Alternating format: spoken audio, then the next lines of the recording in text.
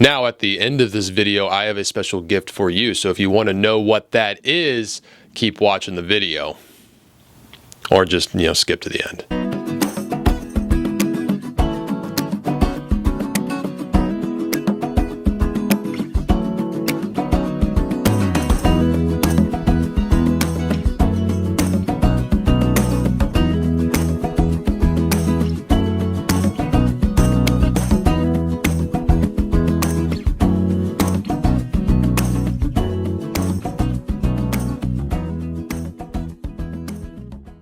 Hello and welcome to Paint Talk, the weekly show where I answer your questions on oil painting. So if you have a question and you want it answered, put that question in the comments section below and I just might answer it on next week's Paint Talk. Now, the questions that we're going to be going over in today's Paint Talk are, what's it like working on gessoed board?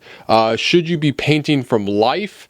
Is it normal to constantly be changing your values in a portrait? What brush to use and how to load the paint on that brush to get the brush strokes and marks that you want. And the last question is, what are some tips for painters switching from acrylics to oils? Now, before we jump into those questions, if you like this video, if you like this channel, please hit the like button, subscribe to the channel. It really helps the channel grow. Now, along with these Paint Talk Q&As, I also release painting video tutorials on my page. So if that's what you're looking for, go check out my page and see some good tutorials.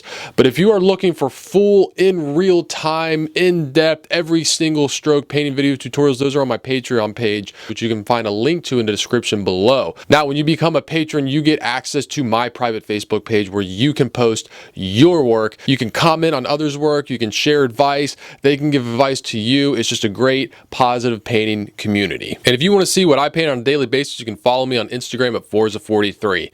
All right, question number 1 is from Debbie Kelly. It says, hi, Chris. Do you ever paint on gessoed board? What are the advantages / drawbacks? All right, I have painted on gessoed board. I've actually made my own gessoed boards before. I've only done it like a couple times. I liked it. It's definitely a very smooth surface. If you're looking for a very, very smooth surface, they're good. The store-bought ones, like the gessoed store-bought ones, like the cheaper ones, those can be really slick and kind of be very difficult to paint on, especially for beginners. I just like the texture and the grip that you get with the tooth of a canvas or the weave.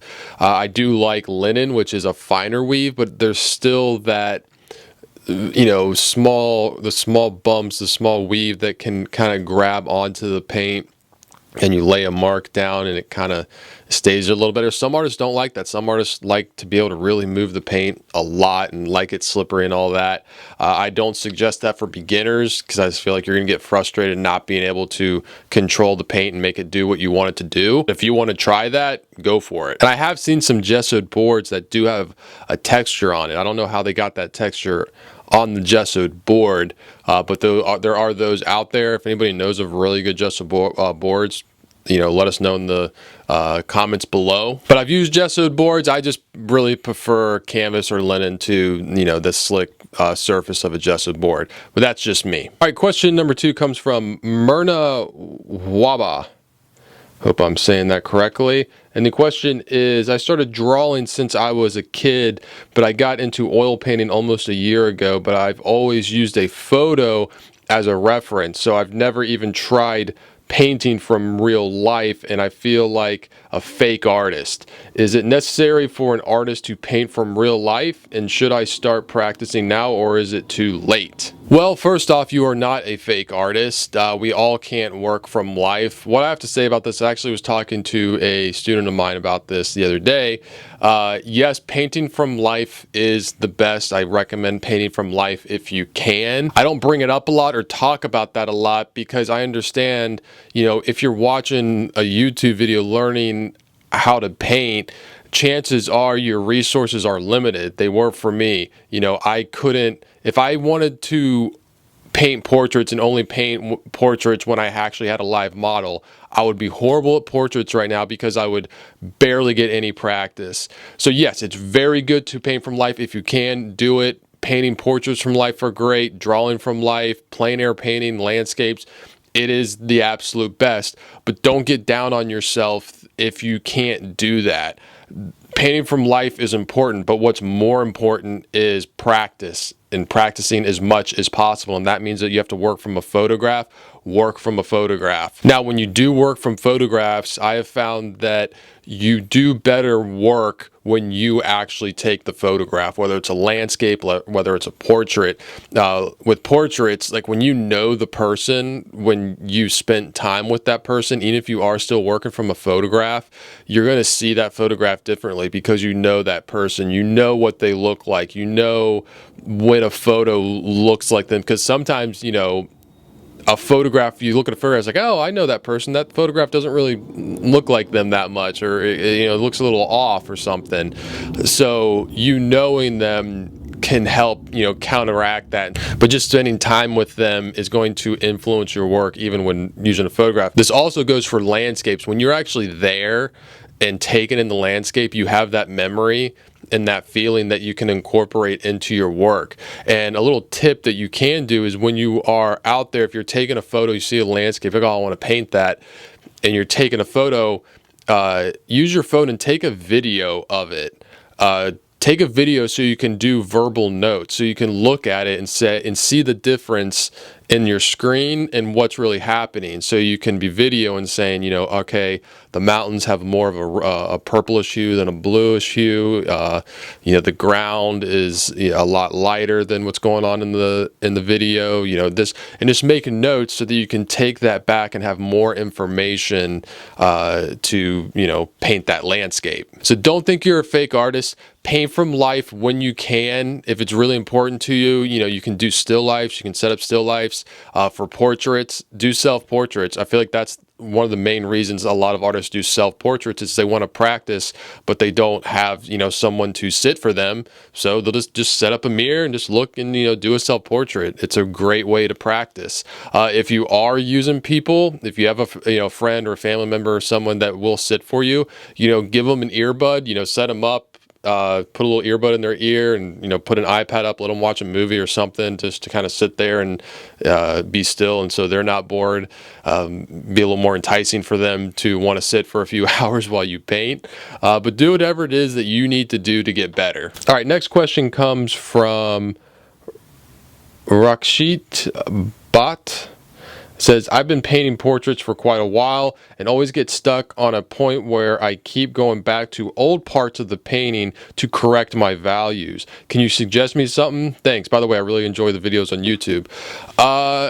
Well, you know, part of the portrait painting process is adjusting values. I'm constantly adjusting my values, like in big ways, even up until, you know, the last moments of the painting. I'm, you know, constantly stepping back, adjusting my values, saying, all right, this is lighter than this is darker than that, you know, constantly adjusting.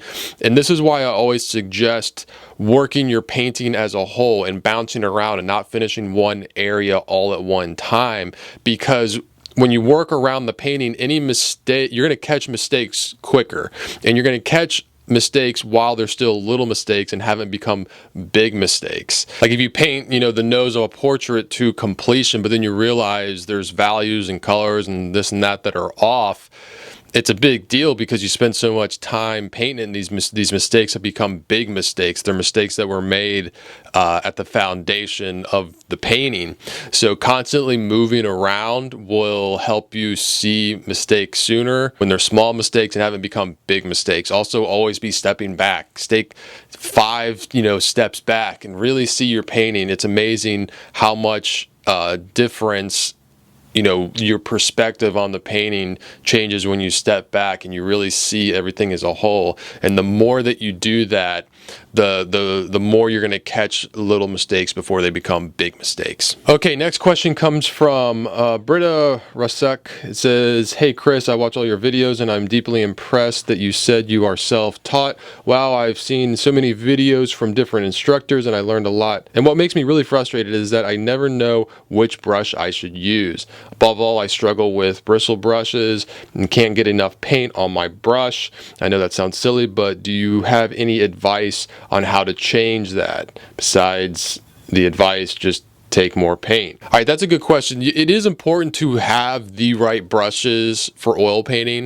You know, I made a brush set if you really want to keep things simple and just have a beginner brush set that I recommend. It's 4 brushes. It's very simple. I'll put a link above to the video where I talk about that brush set and where you can get it. I don't get any money from this brush set from the company that makes the brushes. These are just the brushes that I like, that I recommend for beginners, because there are so many brushes out there, and I feel that it's important to have a brush that's strong enough to hold a good amount of paint. That way that you can put down a good amount of paint. A lot of people out there are using really soft brushes because they want, these soft edges and like blending and all that.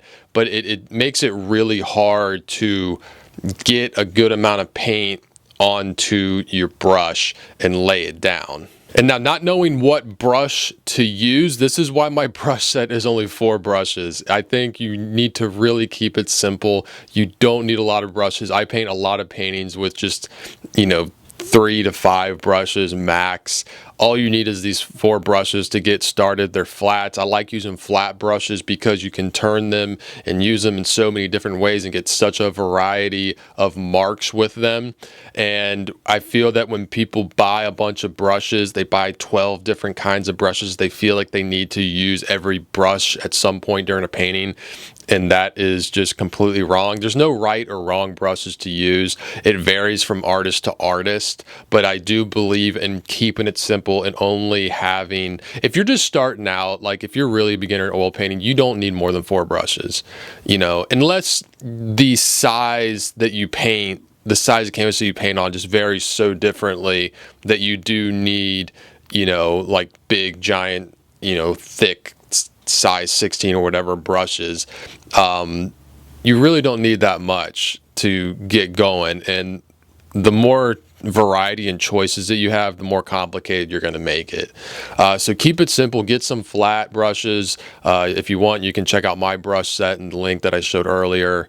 And just keep it simple, strong, sturdy, oil painting brush. No matter where you get your brushes, if you get them from an art store, just make sure they're like in the section or labeled like oil painting, not watercolor or acrylic. They need to be oil painting brushes. And experiment with different kind. There's different kind of brushes. There's synthetic, there's bristle, there's hog hair. There's a lot of different kind.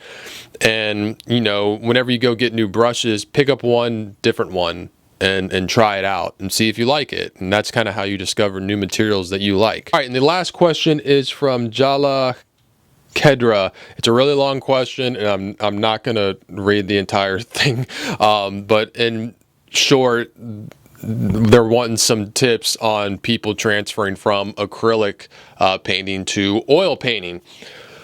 All right, so probably the biggest thing that you need to know is that the dry time is going to be completely different.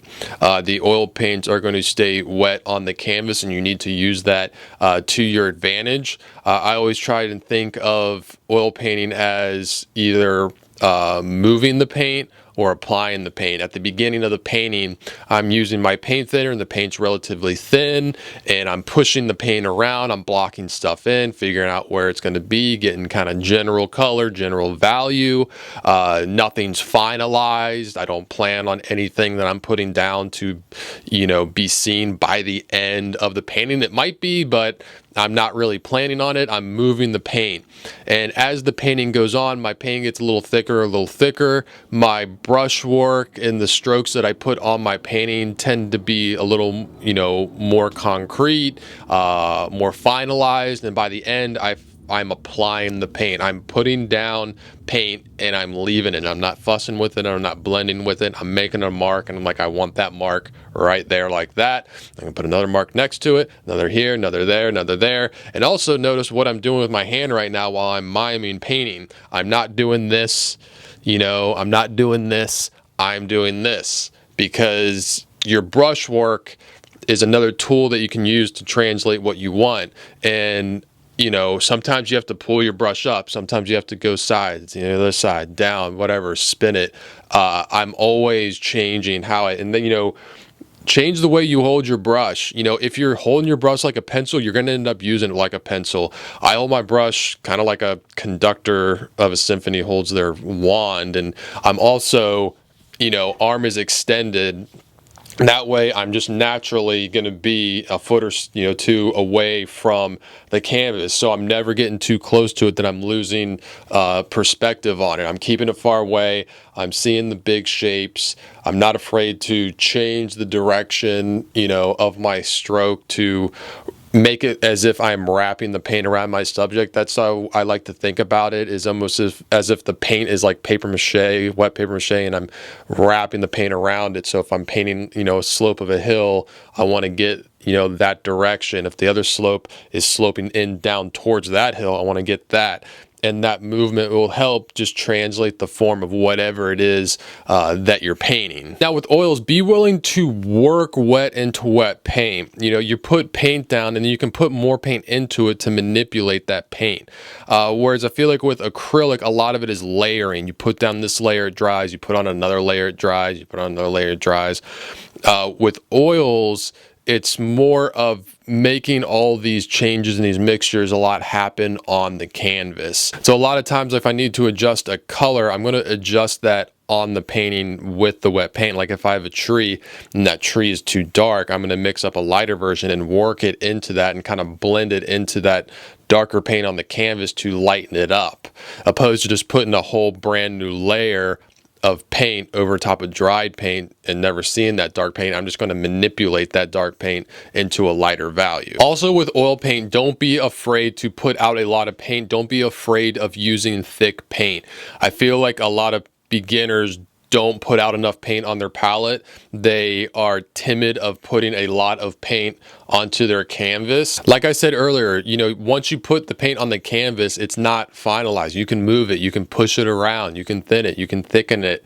So get a good amount of paint on your canvas. And don't be afraid to work wet into wet. Don't come from acrylics to oils and then be looking for all these fast drying mediums to try and get the oils to behave like acrylics. Lean into what makes oils different. Now, just because oils can be, creamier and they stay wet and it's easy to blend, don't get caught blending so much. Don't be putting different colors down and then taking another dry brush and blending them together because they're both still wet. Try and avoid that. Try to make transition of value. So if you have a dark value and then a light value and they're next to each other and you don't want this harsh line from the dark value to light value, and you want to change it so it's a gradual shift from dark to light. Put a value between those colors to ease the transition.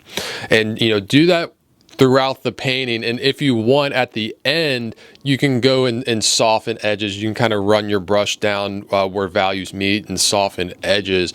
But just try really hard not to be, getting a brush and blending everything out, because you're just going to kind of lose the strength of the oil paint and the colors when you just kind of soften everything down. Now, yes, there are oil painters out there that are blending and then all this, and it is a personal preference thing. This is just how I go about doing it, and I recommend you at least try it. All right, when it comes to medium, if you don't know why you're using it, don't use it. Use your oil paints just like acrylics, and instead of water, you're using the paint thinner.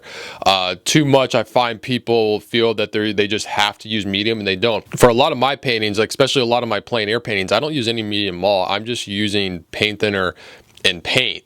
I've always had like a little rule with oil painting materials, which is don't ever use a material that you don't know why you're using it, that you don't know exactly what the benefit is. And that can be medium, that can be brushes, that can be, high quality oil paint, that can be linen. If you don't know why you need it, don't use it. In time, as you get better, you will want to do certain things and you will naturally want those different, better materials. But if you do want to use medium, I recommend linseed oil. It is pretty much the basic go-to medium for oil painting. It's slow drying. You don't need much. Just, pour out a little cap full, put it next to your paint thinner, and just dip your brush in it as you need it to change the consistency of your paint. Now, if you do want a fast drying medium, there's Liquid Original. It's kind of like the go-to for a fast drying medium. There's also Galkid Light, which is also a fast drying medium.